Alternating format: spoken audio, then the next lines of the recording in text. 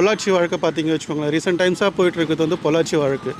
இதில் வந்து ஆளுங்கட்சி அரசியல் பண்ணுதா, எதிர்கட்சி அரசியல் பண்ணுதான்றதை விட்டுட்டு இது வந்து ஒரு பெண்களுக்கு கிடைத்த நியாயமாக தான் பார்க்குறேன். ஏன்னா இது நடந்தது வந்து ஒரு கொடூரம், அநியாயத்தின் உச்சம். பட் ஆனால் எந்த அரசாக இருந்தாலும், அது வந்து ஏடிஎம்கேவாக இருந்தாலும் சரி, டிஎம்கேவாக இருந்தாலும், இந்த தீர்ப்பு வந்து வரவேற்கப்பட வேண்டிய தீர்ப்பு மட்டும்தான். இது மாதிரி தான் தீர்ப்பு வரணும். இதை வந்து இதை விட்டுட்டு வேறு மாதிரி அவங்களுக்கு பெயில் அப்படி இப்படின்னு கொடுத்துருந்தாங்கன்னா இது வந்து நீர்த்து போயிருக்கும்.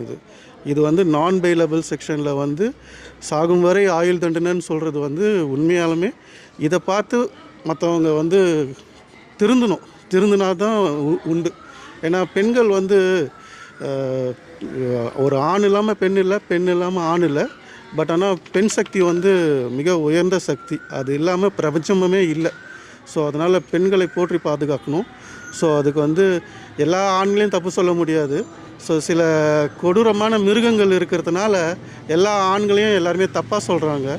ஸோ இது எங்களை மாதிரி ஆண் வர்க்கத்துக்கு வந்து ஒரு இழிபெயர் தான்.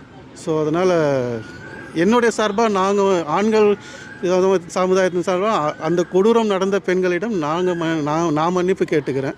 ஏன்னா எவனோ என்ன மாதிரி ஒரு ஆண் வந்து ஆணாதிக்கத்தினால செஞ்சதுனால இப்போ எங்களை மாதிரி ஒரு ஆண்கு மேலேயும் ஒரு தப்பான ஒரு களங்கம் வர மாதிரி தான் இருக்குது. அவனும் ஒரு ஆம்பளை தான், நானும் ஒரு ஆம்பளை தான். பட் ஆனால் அந்த கொடுமையை அந்த ஒரு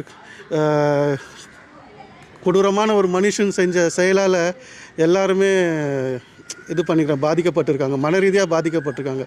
அந்த பெண்கள் வந்து இது அவங்களுக்கு கிடைச்ச நியாயம்னு பார்க்கறதுக்கு பதிலாக இது மன ரீதியாக அவங்க இந்த பிரச்சனையிலேருந்து வெளியே வரத்துக்கு பல ஆண்டுகள் ஆகும். அவங்க சாதாரண ஒரு லைஃபுக்குள்ளே வரத்துக்கு ரொம்ப நாட்கள் ஆகும்.